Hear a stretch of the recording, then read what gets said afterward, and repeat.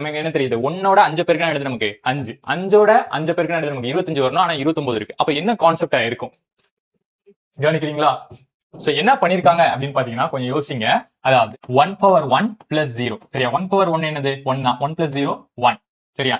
அடுத்து 2 square, 2 square என்னது நமக்கு 4, 4 பிளஸ் 1 என்னது நமக்கு 5. அடுத்து 3 பவர் கியூப் சரியா, 3 கியூப் என்னது நமக்கு 27, 27 பிளஸ் 2 என்னது நமக்கு 29. அவ்வளவுதான். So 1/1 plus 0 is equal to 1, 2 square plus 1 is equal to 5, 3 cube plus 2 is equal to என்னது 29 சரியா. அதே மாதிரி பாத்தீங்கன்னா 4/4 என்னது நமக்கு 4 into 4 16, again 4 into 4 16, 16 into 16 என்னது நமக்கு 256, 256 ஓட 3 ஆட் பண்ணா வரும் நமக்கு 259. சோ ஆப்ஷன் பி என்பது நமக்கு சரியான ஆன்சர்.